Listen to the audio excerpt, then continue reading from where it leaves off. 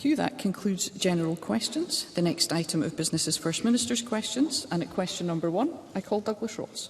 Thank you very much, Presiding Officer. And can I remind the Chamber that my wife is a serving police officer in Police Scotland. And let me be clear, the vast majority of Scotland's frontline police officers do a fantastic job under incredible pressures. But a new report to the Scottish Police Authority raises a number of serious concerns about systemic issues throughout Police Scotland. The independent review found, and I quote, first-hand instances of racism, sexism and homophobia. In response, the Chief Constable of Police Scotland, Sir Ian Livingston, has said this today. It is right for me as Chief Constable to clearly state that institutional racism, sexism, misogyny and discrimination exist. He continued, Police Scotland is institutionally discriminatory and racist. Can I ask the First Minister for his response to the Chief Constable's statement? First Minister. Can I thank Douglas Ross for raising this issue? Can I first and foremost commend Sir Ian Livingston, the Chief Constable of Police Scotland, for acknowledging institutional racism and indeed misogyny and other discriminatory behaviours within Police Scotland. That is the first step that is required in order to then dismantle those institutional and structural barriers that exist. Douglas Ross was right to put the emphasis on the fact that, of course, this is not an inference on individual police officers who we know put themselves in harm's way to protect us day in and day out. But there is no doubt that institutional racism exists in our society.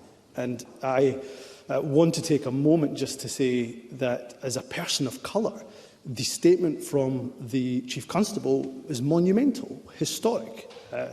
I remember raising issues around racism in the police force, Strathclyde Police as it was back then, when I was stopped and searched over a dozen times as a young boy, whether it was in my car or walking with my friends in the street or in airports at the time. And so the acknowledgement from the Chief Constable is very welcome indeed. I hope it also serves as a reminder to all of us that in whatever organisation we belong to, we have a responsibility to also question whether or not the organisations that we lead, certainly this is the case for me in the organisation that I lead, that we examine and reflect on whether we are doing enough to dismantle those barriers, not just of institutional racism, but structural discrimination that exists for many people with a disability or because of their sexual orientation, because they are women, so on and so forth. So I do welcome the statement from the Chief Constable.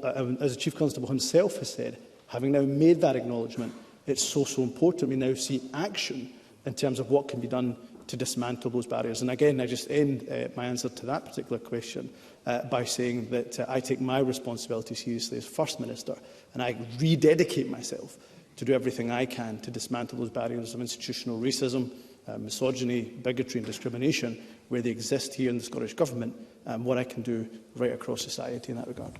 Douglas Ross.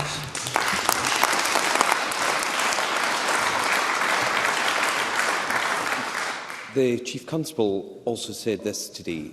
When an organisation doesn't have all the necessary policies, processes, practices and systems in place to ensure it doesn't happen, it is an institutional matter. The SPA report also found, and I quote, significant concerns about the absence of effective performance management systems during the first decade of Police Scotland's existence. So the problem here is wider. It is systemic. It starts far away from the front line with the management and the leadership. Does the First Minister agree? And given that he has just rededicated himself to tackling this issue, what urgent action will his government take in response to the SPA report and the Chief Constable's statement today? First Minister. Of course, those in management and leadership positions absolutely have to bear responsibility, particularly where it is organisations that we lead. It is our responsibility to ensure that we examine the evidence, we collate the data, and we come to the conclusion around those structural barriers that exist. That is true for me as First Minister. I'm certain that Douglas Ross will be reflecting on the organisation, the political party that he leads as well. So there is an important point for those that are in management or indeed leadership. There is one phrase that is often used by Anna Sarwar. For all our disagreements, there's one phrase that I've always found that he has used that I think captures the issue very well, and that is that this is a fight for us all. I think that's absolutely right. I think although management and leadership absolutely have a role to play, that all of us have a role to play in our organisations in order to confront those barriers, reflect on what more we can do to undermine them. I'm committed to working with Police Scotland, but above and beyond that, I want to make sure that all of those organisations that are particularly within the public sector, I want to make sure that we are collecting the data, that we have a view on those structural barriers that exist, and then, of course, work with senior management and leadership right across, particularly the public sector, but I'd also challenge the private sector in this regard too, as I say, to dismantle those barriers that we know have existed and do exist right across our society. Douglas Ross. The SPA review also found outright fear among officers about bringing forward complaints. The report notes at paragraph 5.8, we heard of people being punished for raising issues or concerns. That is so clearly unacceptable, that police officers who are raising these concerns internally were being punished. We must surely all agree that officers should be able to raise legitimate concerns without suffering any consequences. My party has raised these officers' concerns about the broken police complaint system for some time. It is clearly not fit for purpose. So, given the severity of this report to the Police Authority and the Chief Constable's statement, will the First Minister vow to change the current complaint system and the process within the force that has clearly in the past and continues to let down frontline officers who are raising legitimate concerns? First Minister. I think it's a very fair point from Douglas Ross. We are already, of course, taking forward work from the Dame Elise Angelini review and indeed various HMICS reports in this regard. So if there is more work we can do, I absolutely commit to responding to Douglas Ross's challenge and the challenge that others have raised to look at the complaints process. Now, process is one thing. It is, of course, important, so important that we look at having the correct process. But culture, I would say, is equally, if not sometimes even more important. And that's why I think the Chief Constable's statement was so monumental, because what it's demonstrating from the very, very top of the organisation, that culture simply is not acceptable. And of course, that is important that permeates down right through the ranks. But again, I go back to the point that Douglas Ross makes. Of course, what more we can do in terms of the process in place, I will absolutely look and seek to do. We are, as I say, taking forward the recommendations of the Dame Elise Angelini review and various HMICS reports in this regard. But I do welcome the statement from the Chief Constable. It's more than just process being important, of course, but of course culture is vital too. Douglas Ross. The Dame Angelini report published in 2020, 3 years on, officers are still commenting about a system that is broken. We have been raising this in this chamber for some time, and I think this further report to the SPA and the Chief Constable's statement today makes that an absolutely crucial issue that must be dealt with the utmost urgency. The SPA report also found that frontline pressures have left officers without the time to take part in vital training exercise. It found officers didn't feel that they had time to deal with legitimate complaints and grievances because they were so stretched with their responsibility to maintain public order. The SPA report found, and I quote, "The greatest challenge we heard and observed to driving cultural change within the service was the pressures on frontline resourcing." Unison have said that there is a £74 million shortfall in the policing budget. Now, absolutely none of that excuses discrimination, but it is a serious problem limiting Police Scotland's ability to change its culture and leaving thousands of first-class officers without the resources they need to do their job. So does the First Minister accept that Scotland's police officers are being asked to do too much with too little?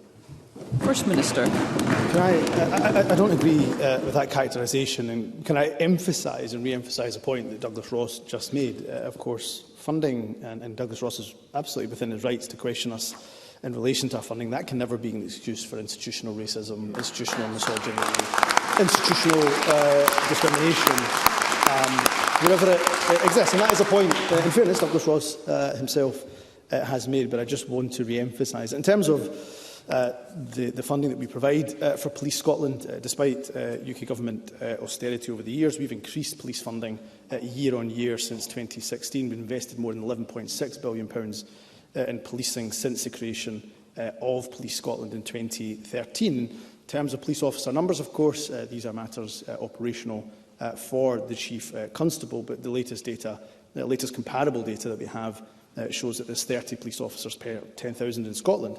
It compares favourably to 24 officers per 10,000 in other parts of the UK and England and in Wales.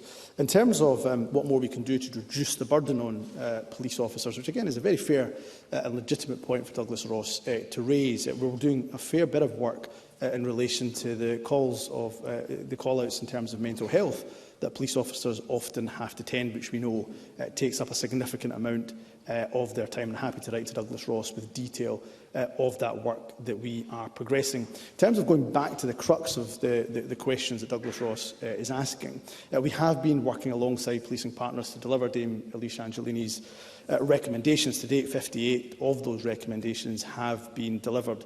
And given the urgency of this issue, the Government will introduce later this year the Police Complaints and Misconduct Handling Bill to deliver on those recommendations. But I go back to the central point that I think everybody will agree with. It is so important that the acknowledgement of institutional racism and other discriminatory behaviours is recognised. What is really important is to then work together to ensure that we dismantle those barriers. I'm certainly committed to doing that. I've got no doubt the Chief Constable is, and I'm certain whoever succeeds him in his role will also look to do that too.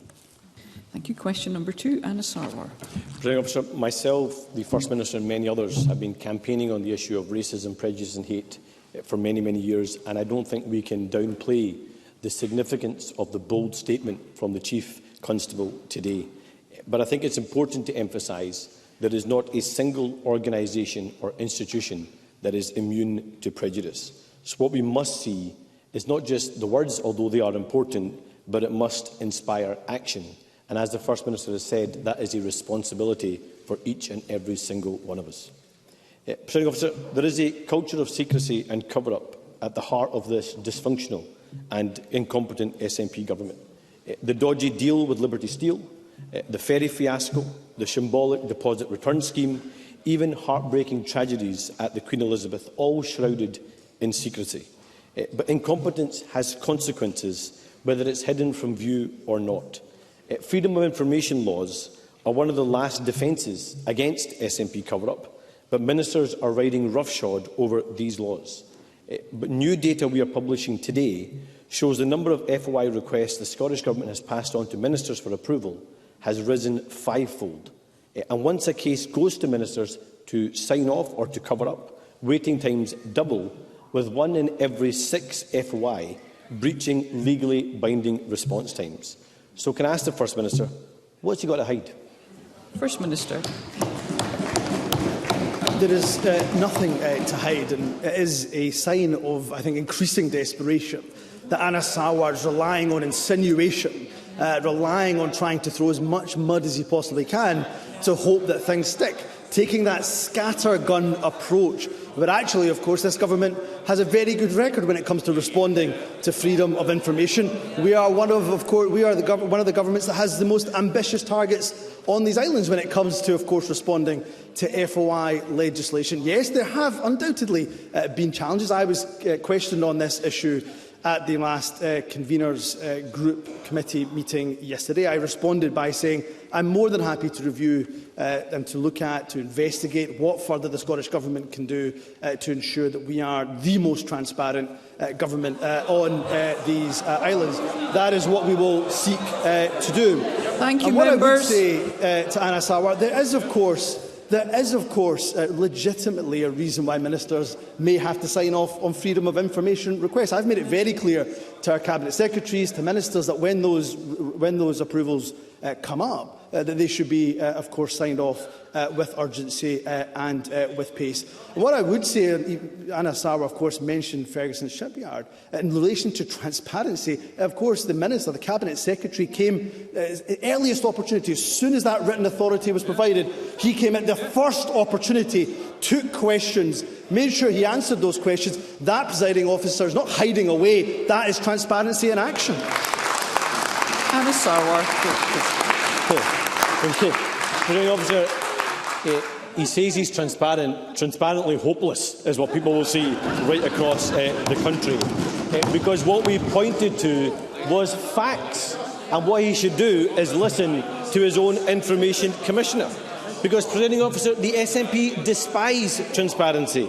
At every turn, they cover up failure, and instead of confronting it. No answers on what is going to happen to their shambolic deposit return scheme.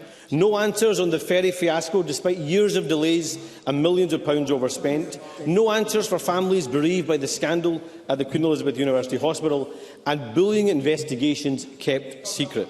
Now, I asked the last First Minister to share the outcome of Fergus Ewing's bullying investigation, and she said it was legally impossible.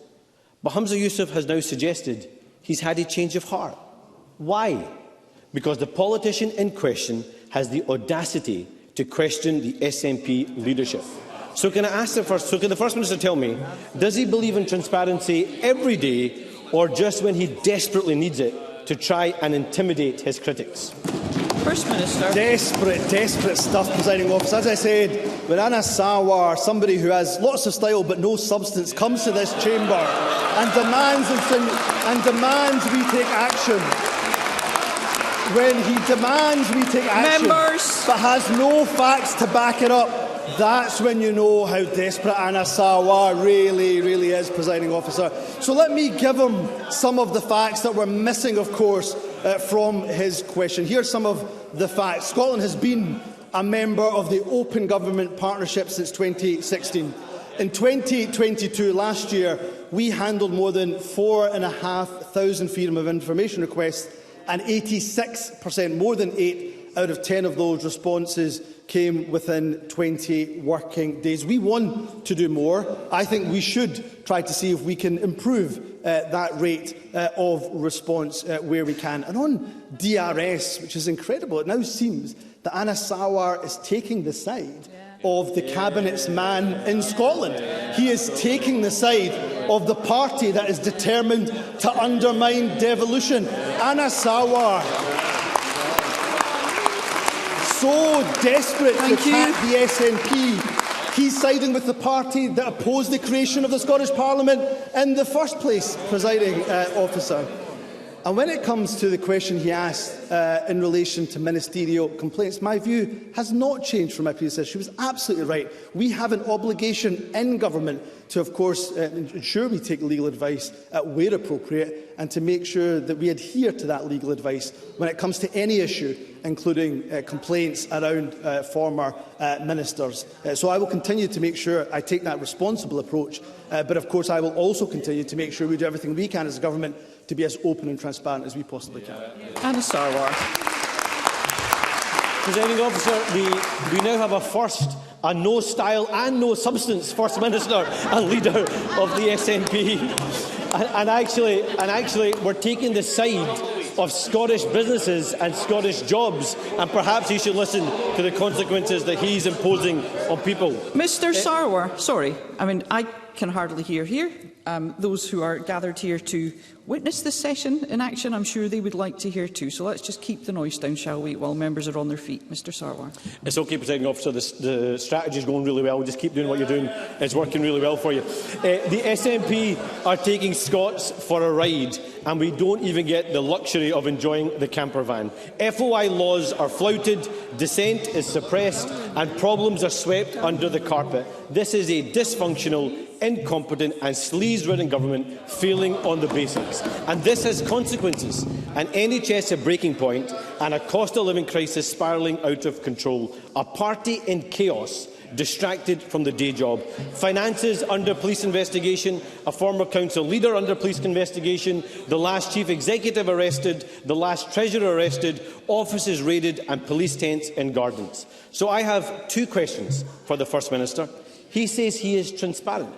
So can he tell us how many police investigations are ongoing into the activities of his party and his government?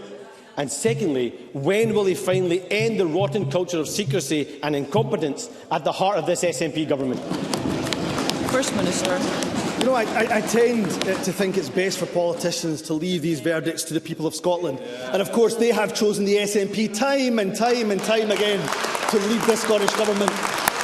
And I saw Anna Sarwar celebrating polls that once again put the Labour Party in second place, celebrating being a loser. That sums up Anna Sarwar and the Scottish Labour Party pretty well, Presiding Officer. Anna Sarwar said when it came to DRS, he is on the side of business.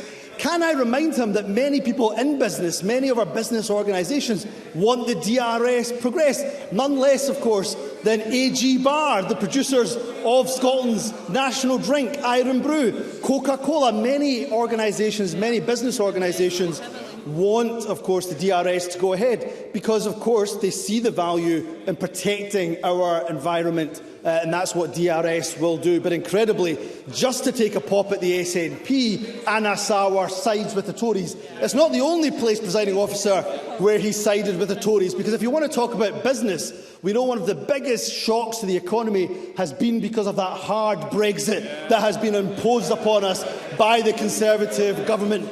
And of course, Keir Starmer's Labour Party have become born-again Brexiteers. The Labour Party is doing damage and will do damage to our economy because of their hard Brexit stance. And the only way Scotland escapes the born-again Brexiteers, be they be Tories, be they be the Labour Party, is by having the full powers of an independent nation, Presiding Officer. Question number 3, Graham Simpson. Thank you. To ask the First Minister for what reason consultants have reportedly been hired to advise on the next Clyde and Hebrides ferry contract. First Minister.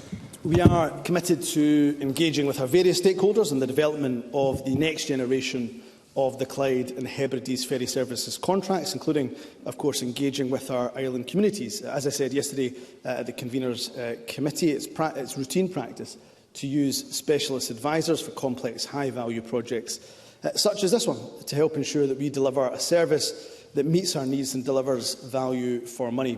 Our external advisers will assist with commercial and programme management of the project. They'll provide a level of technical expertise to ensure the contract reflects industry best practice to deliver a service that meets both current and indeed future requirements. We'll also seek the views of communities and other stakeholders to inform the approach that's been taken. Graham Simpson. Well, the problem is the Scottish Government has now spent £5.5 million on consultants to advise them on what to think about how to run the ferry network. We've had Project Neptune, that set out a number of options. Then Angus Campbell was tasked with asking islanders what they think. What's been the outcome of that? The current contract with CalMac, which has already been extended, expires in 15 months' time. There's no time left to start the procurement process for the next time. The government's approach has been all dither, delay and incompetence. Absolutely. So, can the First Minister tell us if CalMac will be awarded another extension, and is he now considering a new operating model for how we run and procure ferries? First Minister. We know that the Tories for a long time have not liked the use of experts. That has been something that they've made clear over the years, but I do think it's so important that a contract on a project of this size does get in the technical expertise that is required. And look, I'll make no apologies at all for the fact that we are engaging with the island communities. And Graham Simpson is absolutely right to mention that work being taken forward by Angus Campbell. That was, of course, a recommendation, a key recommendation of the Project Neptune report. So Angus Campbell has spent the past few months visiting, engaging with island communities, and ferry users, and that report should be with ministers very, very soon. And although there's no specific obligation to inform Parliament to procurement competitions, we will, of course, update Parliament in relation to decisions that are taken, because we understand just how important this matter is.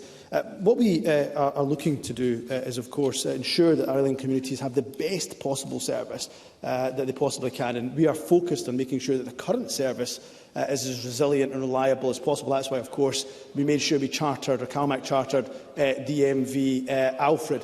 What I will also do, what I won't do, is preempt the outcome, of course, of the current work that's taking place. But what I can restate unequivocally is that we have no plans to privatise nor indeed split up the Clyde and Hebrides ferry network.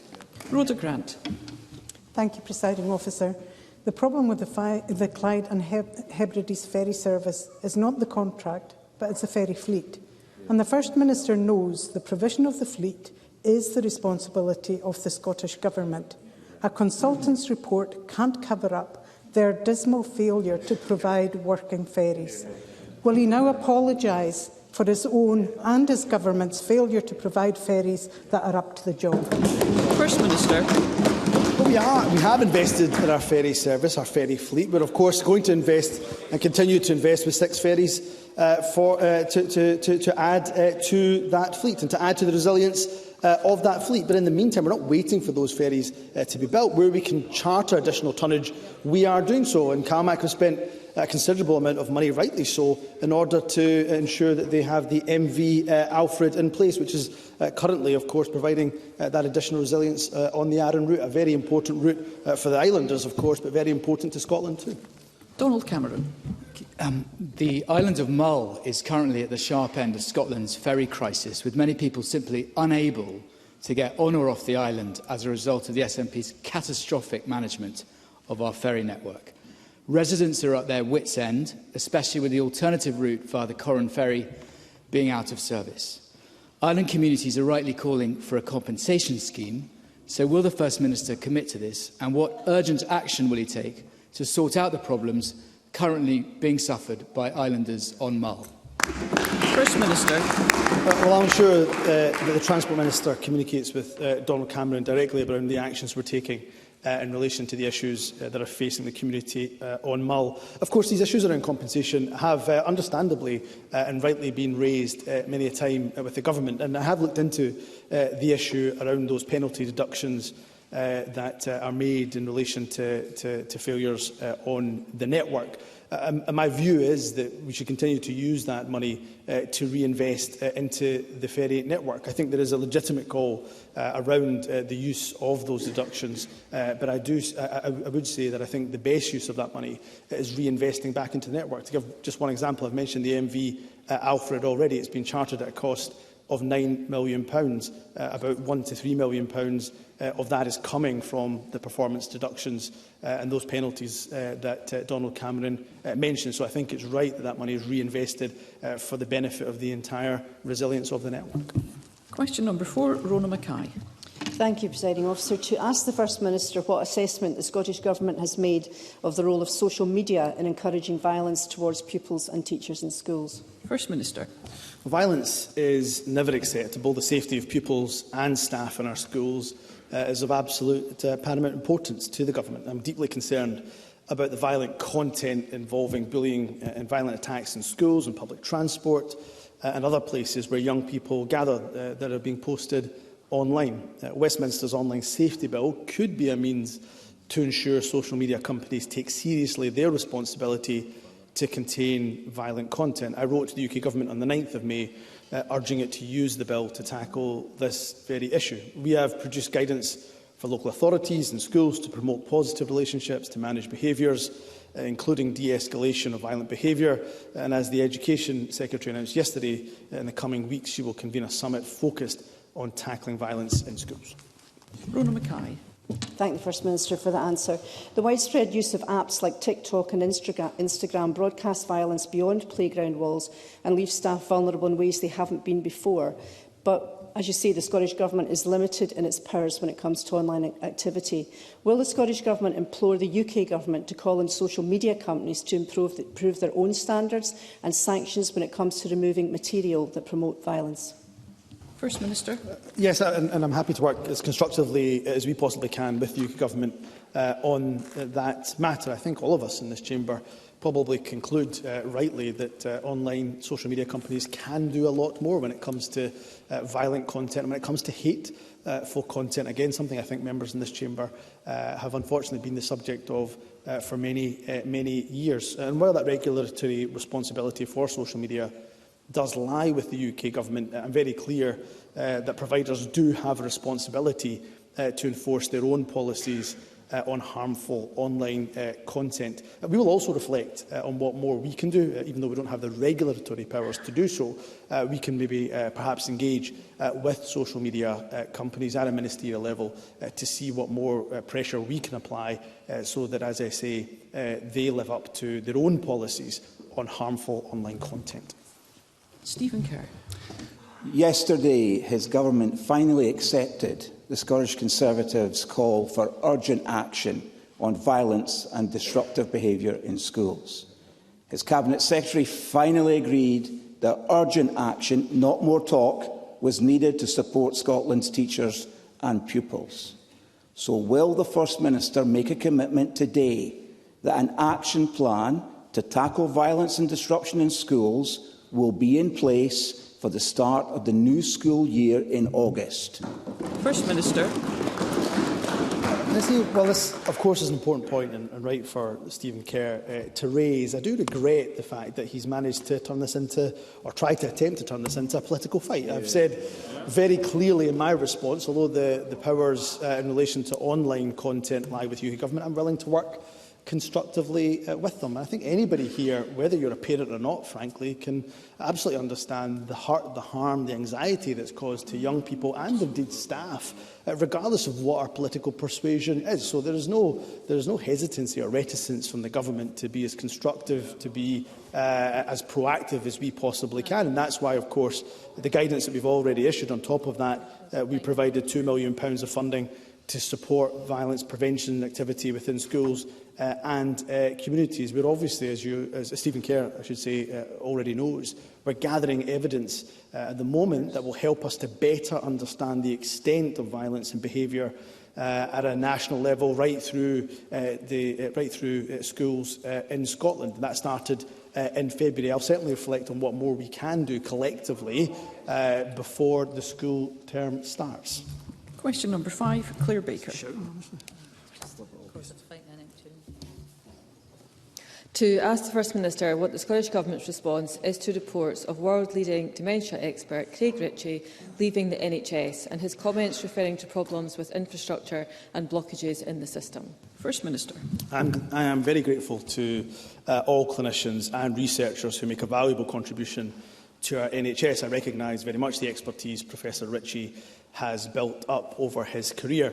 We share his ambition to improve interventions and support people with dementia, and I take his criticisms very seriously indeed. I've asked the Health Secretary to review and consider whether there's more that we need to do in these areas. Long waits to access dementia diagnosis and healthcare, they're not acceptable. That's why we allocated £6 million of ring-fence funding to dementia post-diagnostic support over the last 2 years. This is in addition to an estimated £2.2 billion that is spent on dementia across Scotland in 22-23 by local partnerships. That's a 14% increase since 2014. And we will publish our new dementia strategy just later this month, and our first 2-year delivery plan will be agreed with partners and people with lived experience of dementia later this year. Claire Baker. I thank the First Minister for that response. I'm pleased that he's going to take Craig Ritchie's comments seriously, because the new delayed strategy will be the 4th iteration, but many of the commitments in the past 12 years have seen slow delivery or haven't been achieved. For example, post-diagnostic support. And contributions to the national conversation on the new strategy highlighted a gap between Scotland's commitment on dementia policy and people's experience of care. So can the First Minister advise how the new dementia strategy will address these persistent gaps between rhetoric and reality, alongside delivering any new commitments on the strategy? And he does say the related strategy delivery plan will be by the end of the year. Can he give that as a firm commitment? Because we are still waiting on the original strategy, which is now late. First Minister. I will give a commitment, as I said, that we will publish our new dementia strategy later this month, and that first two-year delivery plan will be agreed with partners and people with lived experience this year. I won't obviously preempt the strategy that's going to come out. I'm more than happy for the Government to commit to ensuring there's a full discussion, even a debate, on that important strategy. I thought from Professor Ritchie's comments there was a number of issues that Claire Baker has rightly raised that I think we need to make sure we are making even more progress on, particularly in relation to research. And I'm pleased to be able to say that the Chief Scientist's Office has funded dementia and neuroprogressive network. Its pathway, over 1,000 people were recruited to dementia trials in 21-22. I want to see what more we can do in order to progress research in relation to dementia. And the second issue that I thought Professor Ritchie was absolutely right to raise, and again Claire Baker right to challenge the Government on, is on diagnosis rates as well. So I've asked the Health Secretary to look at what more can be done to ensure that we have the data to hand to improve diagnosis rates as early as we possibly can for people with dementia. Christine Graham. Thank you very much, Presiding Officer. Following the sequence of answers to Claire Baker, can I refer to the review that the First Minister raised?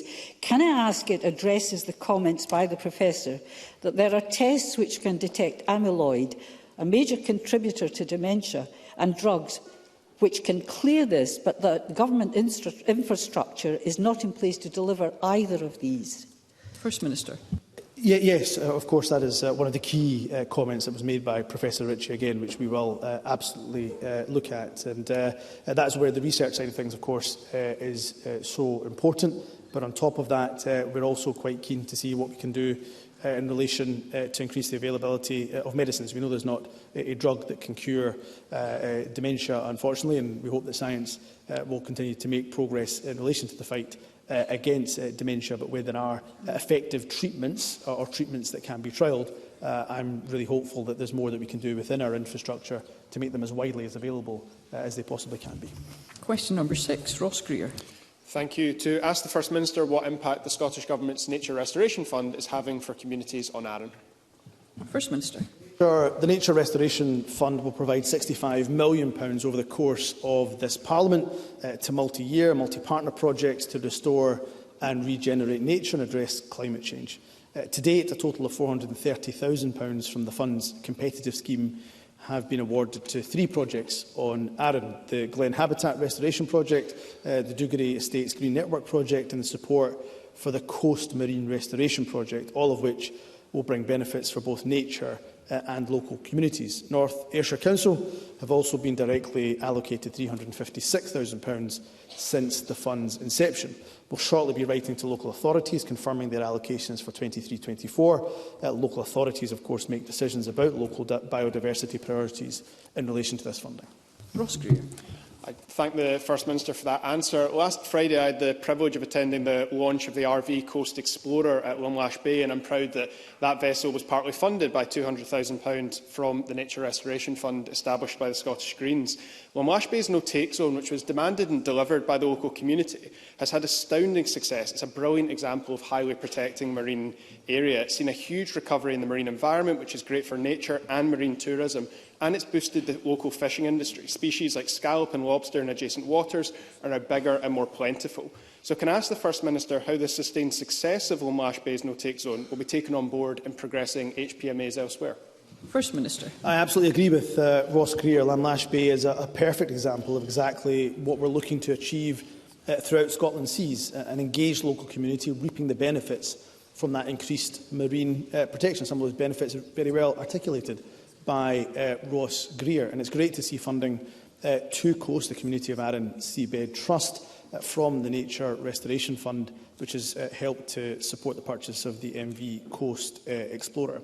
So there are lots of lessons for us to learn. Of course, we've had many a discussion and a debate in this chamber, and I suspect we'll have many more on the issue of highly protected marine areas. But I've made it very, very clear we want to engage with communities, and the Cabinet Secretary for Net Zero and the Just Transition, amongst others, will travel right across our island communities, our coastal communities, to engage with those individuals that could be affected by highly protected marine areas. And let's get to a place where the communities that want to see that further protection in their marine environment, that we are working with them to ensure marine sustainability for the future. Thank you. We're going to move to constituency and general supplementaries. I have several requests. I'm keen to get through them. I'd be grateful for concise questions and responses. And I call Colette Stevenson. Presiding Officer, the latest ONS figures show inflation has dipped slightly to 8.7%, but food prices continue accelerating at the fastest pace for 45 years. The UK cost of living crisis has been years in the making, with Tory austerity, welfare reforms and Brexit hammering household incomes. Can the First Minister confirm what the Scottish Government is doing within the limited powers and resources it has to shield people from the harm created in large part by the actions of the Tories in Westminster? First Minister. It is almost a weekly occurrence, Presiding Officer, that whenever poverty is mentioned, we hear groans from the Conservative benches.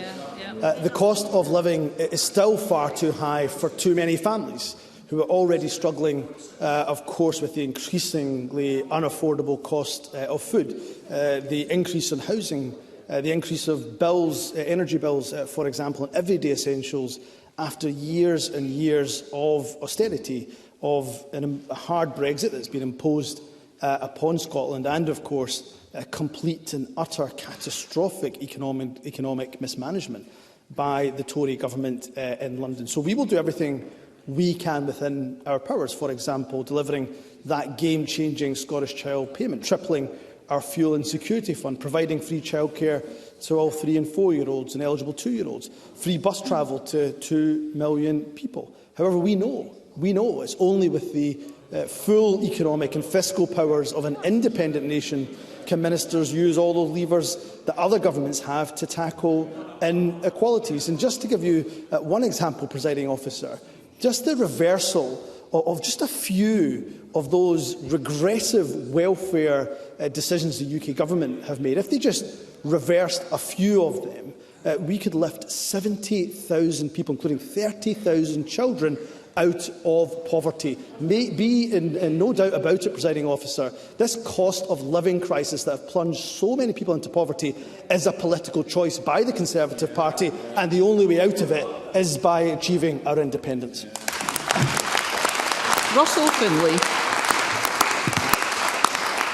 Thank you, Presiding Officer. Mum of 2, Jill Barclay, was beaten and raped by a stranger.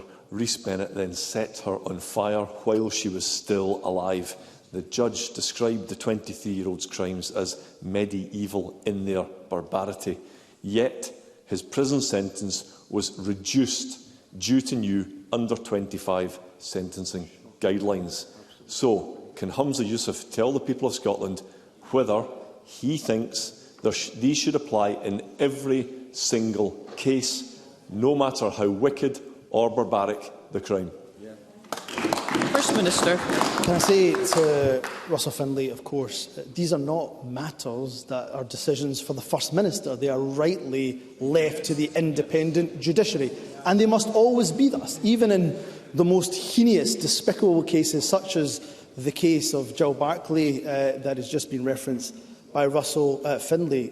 And of course, I think all of our thoughts will be with Jill, the family affected by what was a despicable crime. And of course, her family will undoubtedly, her community, her friends, be reeling from the barbarity of that sickening and medieval act as described by Russell Finlay. But it can never be the case that politicians, let alone government ministers, interfere in decisions that are made, sentencing decisions that are made by the judiciary. And of course, sentencing guidelines are taken forward again by the Independent Sentencing Council. What I have said in relation to a previous case that has been raised with me as First Minister is that the Cabinet Secretary for Justice and Home Affairs, in her regular engagement with the Sentencing Council, has asked for more information around when those regular reviews of sentencing guidance will take place, and of course I'm sure she'll be happy to keep the member informed of those discussions. Michael Mara. Thank you, Presiding Officer. This is a letter received by my constituent in July 2022 from this SNP government. It told her that surgery for lower pelvic prolapse should be completed within 1 year by order of Cabinet Secretary for Health, Humza Yousaf. My constituent has now waited for her surgery for 8.5 years. As a last resort, we spoke to the press about this deeply personal situation. That forced the hand of NHS Tayside, who will now pay for the private surgery. Why should it come to this, First Minister? 8.5 years, telling the most intimate details of your life to journalists. These were your guarantees. I now have 2 further cases of women in Tayside waiting years and years for this essential surgery. So how many women are waiting for treatment for lower pelvic prolapse, and for how long? Does he know? Is this another Tayside crisis? Or are women across Scotland suffering in silence? First Minister. Can I thank Michael Mara for raising what is an incredibly important issue, and the issue of lower pelvic prolapse, of course, affects many women right up and down the country. There is no doubt, of course, that we, of course, had challenges around our waiting times pre the pandemic, but I don't think there's any doubt by any objective measure that, of course, the pandemic, which has been the biggest shock our NHS has ever faced in its almost 75-year existence, has undoubtedly had a significant impact. We are focused on trying to help and assist those that have been waiting the longest. So our focus has been on those 2-year waits, and the number of patients, outpatients, for example, that have been waiting over 2 years, they've declined and dropped and reduced by over 50% since September, by over 60% since June last year. In terms of inpatients as well, the numbers waiting over 2 years for inpatient day cases was down 28% in 6 months. In fact, 18 out of 30 specialities had fewer than 10 patients waiting more than 2 years. So we are making progress. In terms of the cases, the specific cases that Michael Mara has, I'm more than happy that he forwards them either to myself or indeed to the Cabinet Secretary for Health, and anything that we can do to assist, of course, we will seek to do. Stuart McMillan. Thank you, Presiding Officer. The First Minister will be aware of the latest update from the Competition and Markets Authority indicating that global factors are not solely to blame for high fuel prices, with the evidence indicating that fuel margins have increased across the retail market over the past 4 years, but particularly for supermarkets. The First Minister will also be aware that I have raised this issue in the Chamber before with regards to Morrison's, Tesco and BP ripping off my Greenock and Inverclyde constituents. Will the First Minister commit the Scottish Government to making representations to the UK Government and also to the CMA when the full report is published in July to ensure that reforms are forthcoming to prevent fuel retailers from robbing my constituents? First Minister. I will make representations, as Stuart McMillan has asked me to do, and can I also commend Stuart McMillan for raising this issue consistently in this chamber on behalf of his constituents. There's simply no doubt that high fuel prices have contributed to the cost of living crisis for people and indeed for businesses right across Scotland. The Scottish Government has raised inconsistent pricing in between, for example, urban and rural areas, but in particular areas such as Inverclyde, and we've raised those issues with the Competition and Markets Authority as a key issue for investigation, but I'm happy to re-emphasise those points to the CMA. As such, I do welcome the latest update from the CMA and note that, as well as seeking more information from supermarkets on their role in the fuel market, they've indicated that their final report will cover that important issue of geographic variation in pricing. And as I say, I will make sure that if there's any further representations we can make, we will make them on this issue. Brian Whittle. Thank you, Presiding Officer. I met with the Chief Superintendent of Lanarkshire Police earlier this week, and of the many things we discussed around the increasing pressure on the police force, the fact that over 15,000 cases they attended last month, only 19% involved criminal activity was a bit of a surprise. Much of the rest of those cases were around mental health issues. I wanted to ask the First Minister if there's a recognition that cutting much of the other support services is putting an increased pressure on police time, especially at a time when they're having to cut the numbers in the streets? First Minister. Can I say we've, over the years, increased our spend on mental health quite considerably, actually, from this government. And in relation to particularly young people, we are ensuring that we are increasing the number of staff that we have that work in CAMS and in psychological services. Notwithstanding that, Brian Whittle is absolutely right to raise the issue of the amount of police time that is taken in relation to helping those with mental health challenges and vulnerabilities.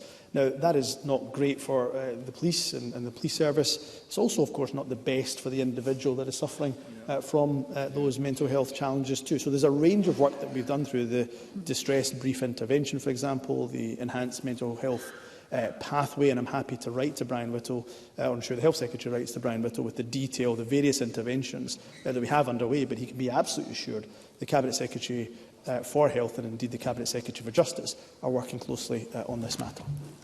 And Colin Smith. Thank you, Presiding Officer. Over a period of 30 years, hundreds, maybe even thousands of little girls sent by the state to Fernethi House Residential School for care for nurturing were instead subjected to a catalogue of unimaginable mental, physical and, in some cases, sexual abuse. To date, none of the perpetrators of this abuse have been fully brought to justice. Dozens of those little girls, now women, are in Parliament today to listen to my members' debate on justice for the Fernethi survivors. Whilst they do not expect the First Minister to intervene in a police investigation, they do want to be listened to. So they've asked me to ask you, First Minister, if you'll personally meet with them, not necessarily today but soon, listen to their plight and give them that unequivocal assurance that what happened to those little girls will be properly acknowledged. That is surely the least we can do. First Minister.